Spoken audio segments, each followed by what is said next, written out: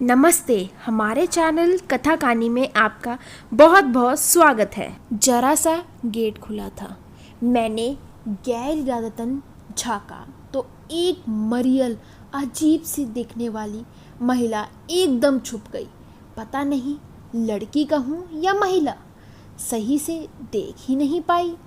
अभी इस कॉलोनी में शिफ्ट हुई हूँ, सबको नहीं जानती, पर ये आंटी और इनका घर बड़ा रहस्यमय लगता है। शायद यह दोनों अकेली रहती हैं, कभी किसी मर्द को देखा ही नहीं। कैसे खर्च चलाती हैं पता नहीं, क्योंकि जॉब की स्थिति तो दोनों में से किसी की नहीं लगती।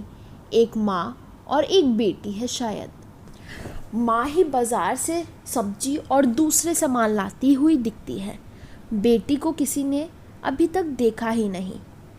हर समय शरीर का कोई ना कोई अंग खुजलाती रहती है बेचारी। इससे तो बेऔलाद होना अच्छा है। सामने से सामान ढोती हुई आंटी को आते देखकर बरबस सीमा जी मुंह से निकला। मैं खुद को रोक ना सकी और पूछ बैठी, दीदी कौन है ये? उस दिन नए पड़ोसी होने के नाते मिलने गई थी। आंटी शायद नहीं थी, और जो बाहर निकली वो देखकर अचानक से गायब हो गई। तब पता चला कि उस घर में ये आंटी और इनकी बेटी रहती है। बेटी की शादी की थी। वहाँ ससुराल वालों ने टॉर्चर से मानसिक स्थिति इतनी बिगड़ गई कि वो लोग यहाँ पटक गए। तब से सबको देखकर डरती है। बेटी हुई थी, ससुराल वालों ने बेच दी। खुद का पति किसी दूसरे शहर में काम ढूंढने गया था और वहीं किसी से शादी करके रहने लगा। एक बेटा है, बहुत अच्छी पोस्ट पर है आर्मी में, लेकिन माँ बहन को यहीं छोड़ रखा है। कुछ देता तो नहीं, लेकिन हर महीने आकर ऊपर की कमरों का किराया लेकर चला जाता है। मैंने पूछा, फिर खर्च?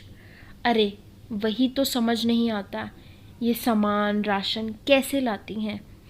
हो सकता है खाने के पैसे छोड़ देता हो। मैंने वहीं खड़े खड़े लाखों बद्दुआएं दे दी उस लड़के को, जिसको मैंने पहले कभी नहीं देखा था।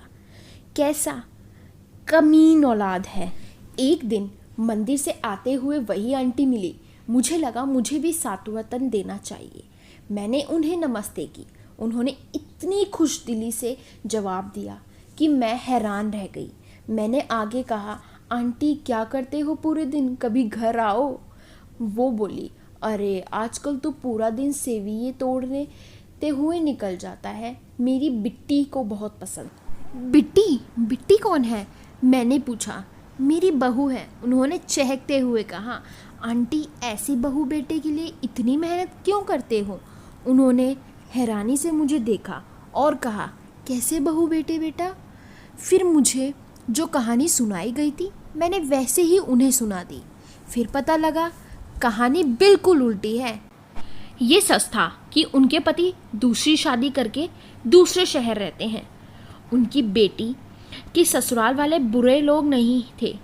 मेरे नातिन को कुछ लोग घर के गेट से उठा ले गए थे। ऐसा सदमा लगा कि वह गेट पर आती ही नहीं है, बहुत डरती है। मेरे दामाद ने दुनिया भर घूम कर देखा, कुछ फ़ायदा नहीं हुआ। उनकी आर्थिक स्थिति खराब हो चुकी थी। आखिरकार मैं अपनी बेटी को यहाँ ले आई। रही बात मेरे बेटे बहू की, ऐसे बच्चे सभी को मिले। मेरा बेटा बड़ा अफसर है, बहन का फ्री इलाज हो रहा है। जल्द ही मेरी बेटी नॉर्मल हो जाएगी। मेरा दामाद अपने परिवार को संभालते हुए अपनी पत्नी का इंतज़ार कर रहा है। मेरा बेटा बहुत अच्छा है और वो मुझे हमेशा अपने पास बुलाने की ज़िद कर रहा है, लेकिन हम लोग नहीं जाते क्योंकि हमें शर्म आती है। उसके यहाँ बड़े बड़े लोग आते हैं, मैं वहाँ फिट नहीं हो पाऊँगी। फिर बेटी की कंडीशन भी ऐसी है। बुरा नहीं है मेरा बेटा, लाखों में एक है। हर महीने अलग से पैसे देता है और बहुत ध्यान रखता है हमारा वो। मैंने कहा, आंटी तो आप सबको बताती क्यों नहीं है? क्या फ़ायदा है? उन्होंने कहा, आपके बेटे को मिलने वाली बद्दुआएं कम हो जाएंगी। ऐसा है तो इसी महीने चौकी रखती हूँ माता की। सबको बुलाऊंगी और मिलवाऊंगी अपने हीरे जैसे बहू बेटे से। नाच नाच कर बताऊंगी, बुरा नहीं है मेरा बेटा, बुरा नहीं है मेरा बेटा। और मैं हैरान रह गई कि कैसे लोग हैं, दूसरों के जीवन की फिल्मी कहानी खुद ही बनाते हैं और खुद ही दिखा देते हैं। जो जैसा दिखता है वैसा ज़रूरी नहीं वो वैसा ही हो। किसी की जीवन शैली को देखकर कोई धारणा ना बनाए और ना बनाने दे।